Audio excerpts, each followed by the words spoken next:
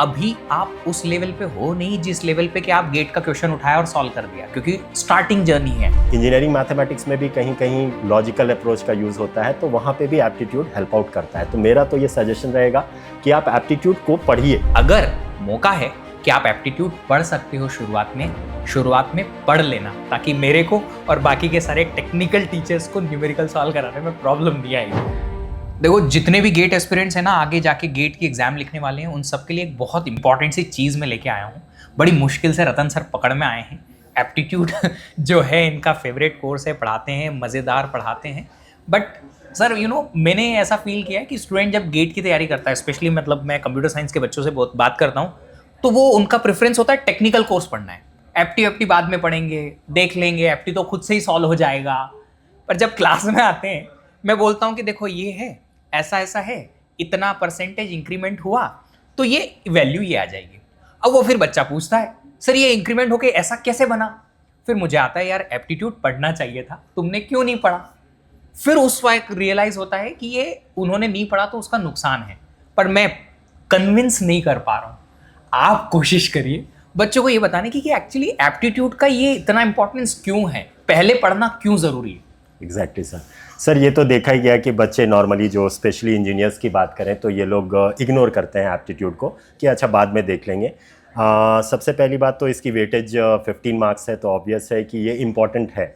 दूसरा इसलिए ये इम्पॉर्टेंट है, जो आप बोल रहे हो कि अगर आप कहीं न्यूमेरिकल्स करा रहे हो, कुछ सॉल्यूशन करा रहे हो, तो जो बेसिक कैलकुलेशन वहाँ पे जो है एप्टीट्यूड का रहता है, और वो बेसिक कैलकुलेशन आप वहाँ पे उतना लेंथी स्टेप नहीं लिखोगे। और वो जो है बच्चों को अगर समझना है तो ऑब्वियस है उन्हें पहले से एप्टीट्यूड में वेल प्रिपेयर्ड रहना चाहिए। जैसे मेन जो बेसिक टॉपिक हैं जो कैलकुलेशन में यूज़ होते हैं, क्वांट का पार्ट अगर देखें, परसेंटेज, प्रॉफिट एंड लॉस, यानी तो रेशियोज़, मिक्सचर सेग्रीगेशन, तो ये उनको पता रहेगा तो वहाँ पर वो तुरंत टेक्निकल वाले सब्जेक्ट को भी बहुत आसानी से सॉर्ट आउट कर सकते हैं, न्यूमेरिकल में स्पेशली।